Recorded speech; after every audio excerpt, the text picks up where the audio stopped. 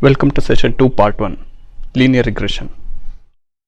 As we have discussed in our previous session, machine learning is about approximating the behavior of an unknown function. In doing so, we build the model and predict a certain output for a required input. While some predictions are numbers, some predictions are what we call as classes or categories. Predicting a number constitutes regression and predicting a category constitutes a classification problem. The class of machine learning algorithm we are going to use in this session is called as linear regression problem. In the linear regression, it is assumed that input variables and output variables have a linear relationship.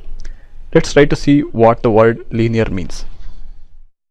Here, as you can easily see, linearity or a linear curve can be identified with a straight line, and non-linearity can refer to a curve like this. But we should not jump to the conclusion that in linear regression we will only be fitting straight lines.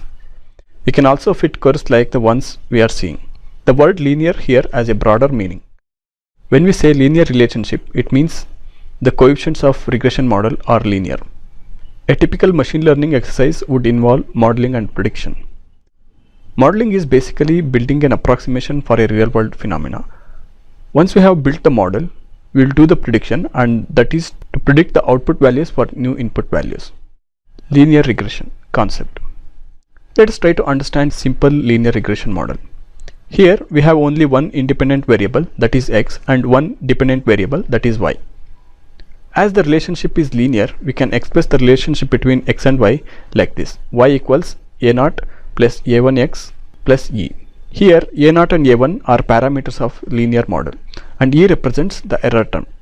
If we remember standard line equation y equals a0 plus a1x, you will soon see linear regression equation is just an extension of standard linear equation or standard line equation. The objective of the linear regression is to find out a0 and a1 so that our model represents real behavior.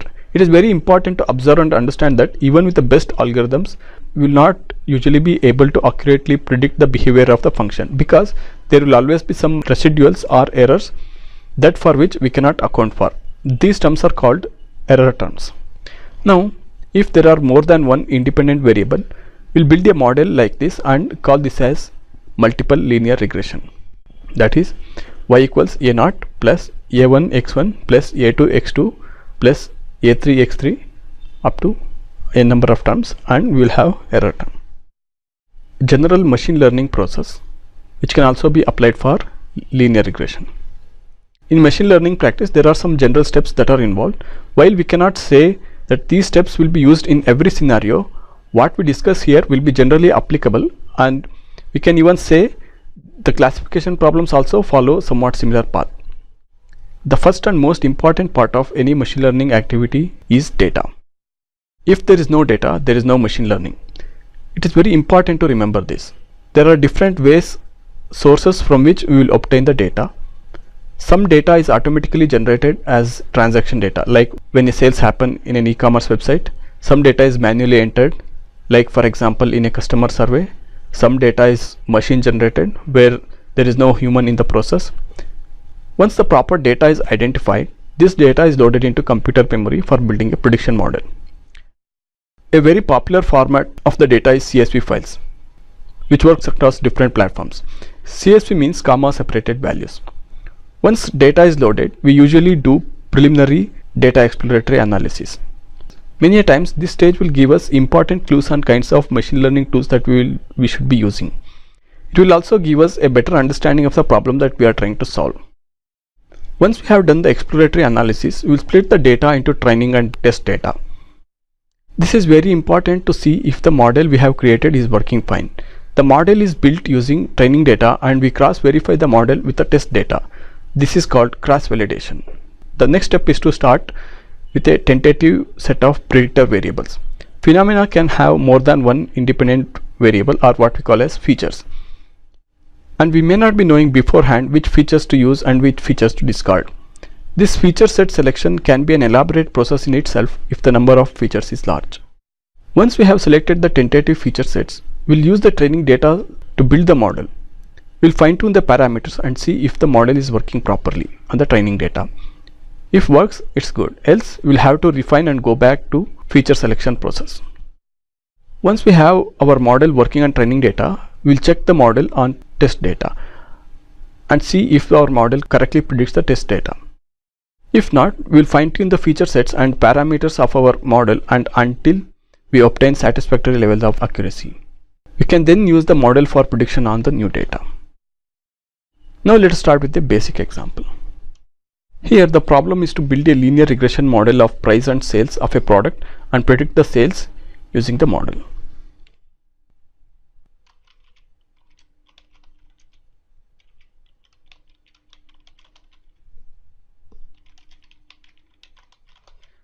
Here we are loading the price.csv.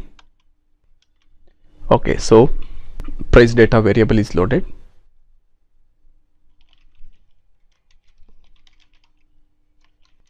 Here we are checking the data in the price data variable.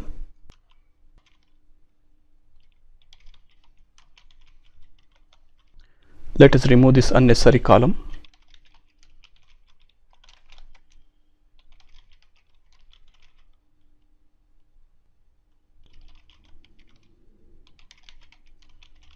Now let us plot a simple graph of price and sales.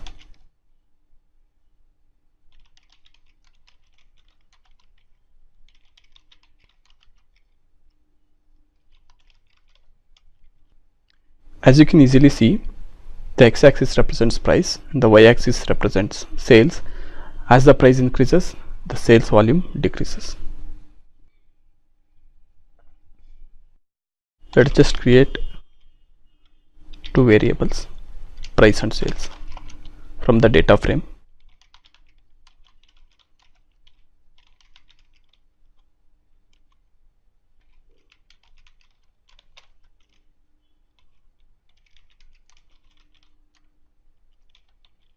Now we are going to do linear regression. Here we'll call the function lm. So here our objective is to model the sales in terms of price. That's it. Now we have created the linear regression model. Let us see what is stored in the model. So these are the coefficients of the linear regression equation. You can also see the summary of the model. Let us not worry about these details, we'll come back to that later.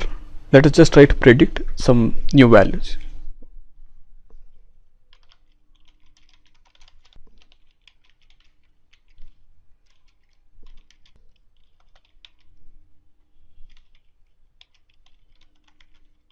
So this is the data frame representing the price for the new values. Now we will predict the sales for this particular price.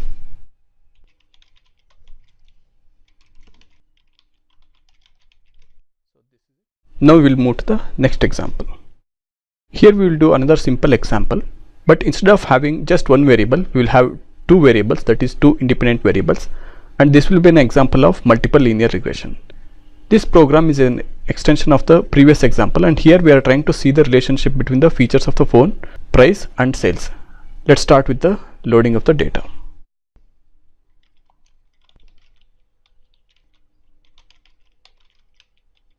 The data is stored in the phone.csv file. We'll see what is there in the data.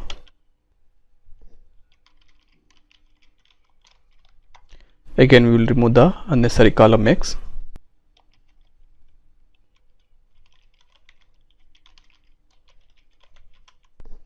Here MP represents megapixels.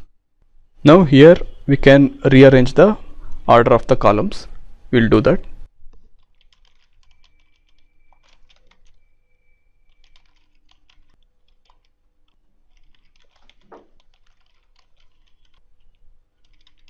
Like in the previous example, we can again create the variables like this,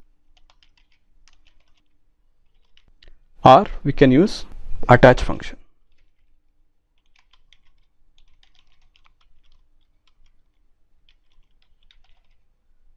RM means delete. Here I am attaching phone data.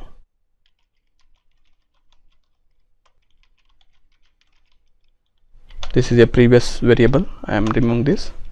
Now I am again calling this.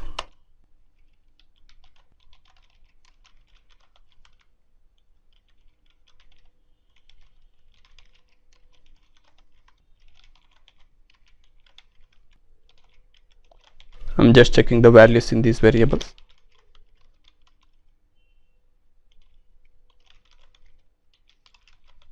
Now, just like in previous example, we are again going to build a simple linear regression model.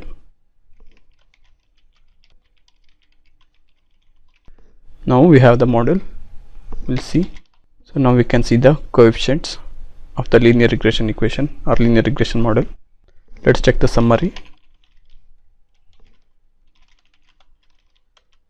So this summary gives so many values or so many results. If you want to check very specific results, you can use some functions like this. Here we are simply calling the coefficients, or you can call residuals.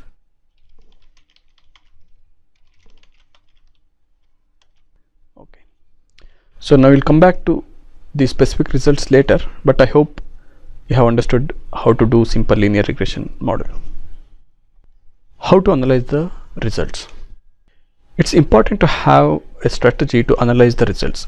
Any machine learning session is incomplete without proper analysis and interpretation of the results. While we cannot give a generalized procedure of analysis of results, we will discuss a few techniques that will be very handy when doing linear regression. The first question is the model valid? Because all further analysis is dependent upon this particular fact. And how do we know if the model is significant or valid? It is determined by the F statistic. Please remember that linear regression is about finding the parameters of the equation or coefficients.